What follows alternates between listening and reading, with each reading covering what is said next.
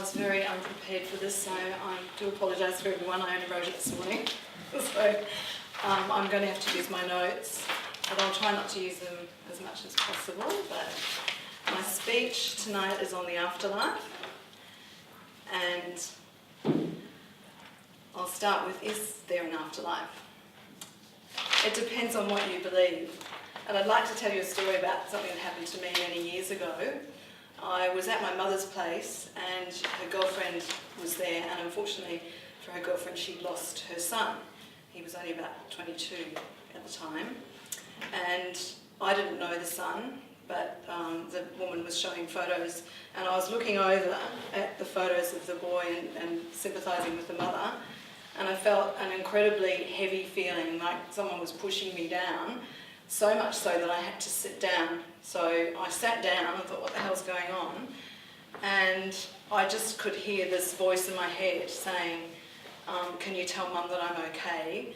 And saying that he said, I'm really happy, I feel really free, and there's a lot of light here, and I want you to let Mum know that I really love her, and we'll see each other again one day. So I'm going, wow. And I thought, should I tell her or not? And I did, because I thought, well, she probably wants to know that. And so I told her what I'd heard, and she started hugging me and crying and saying, oh, that's amazing, you know, that's fantastic. Anyway, that night when I went to bed, I thought, wow, that was really weird. And in my mind, I asked the young man, I said, if it really was you that gave me that message, give me some proof. And immediately, right in my mind here, you know how you can see things in your mind, a picture, you visualise something. Straight away, I saw a green BMX push bike. So the next morning, I called his mother. I got a number from Mum, and I called his mother and I said, I know this probably sounds weird, but does the green BMX bike mean anything to you? And she said, oh my God, she said he had that bike for years and he absolutely loved it and he rode it everywhere. So make what you like out of that story, but for me, and I've had several other experiences like that since, it's actually helped me to believe that there is an afterlife, or, you know, I mean, that's my perception of it. So,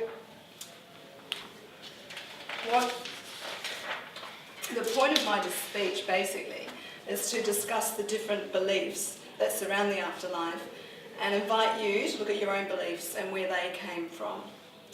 So, most religions have some sort of teaching around the afterlife, and they range from a belief in reincarnation of the soul to everlasting bliss. So I suspect that none of these beliefs are really true, but there's probably a variation of truth in all of them. And however, each individual would hold to their own version of the truth. And I believe, according to their own beliefs, many people derive great comfort from a belief in the afterlife. Particularly, it gives them great strength and hope to carry on if they lose loved ones. So, obviously we can't interview people after they've died, so there's no evidence really. No one's ever come back and said, hey, I died last month and this is what's going on. So it's all open to interpretation and what somebody experiences. However, there are thousands of documented cases of life after death, near-death experiences. And these have led to the theory that the conscious mind actually exists outside of the brain. So skeptics will argue that the near-death experience possibly has a biological base to it, that there's something chemical that goes on in the brain that creates illusions. But a lot of those documented cases are very, very similar in their content. You know, the tunnel and the white light and the relatives coming to greet you and all that sort of thing. So there could be that, or it could be that people have just read it and then when they have a near-death experience they think that they've had the same thing. So again, it's open to interpretation. Religions have been telling us for millennia to have faith in the fact that there is an afterlife, and I believe that science is now meeting this belief with documented experiences. that may or may not validate this belief. We now have quantum physics and the string theory and other theories that give us a much clearer picture of the complex magnificence of the universe and our part in it. In Australia, we have a strong sector of our population that are atheists. People who call themselves atheists basically debunk any theory that there's life after death. They believe that religion and its beliefs are fantastical, and in fact that a lot of religions cause a lot of problems and have created a lot of atrocities have been committed in the name of religion. This is a good point, but it raises a whole new topic that challenges the goodness or not of religious belief systems. So while beliefs about life and death have their foundations in religion, I believe that science and religion are slowly meeting one another, and for many, science may become the new religion, may or may not.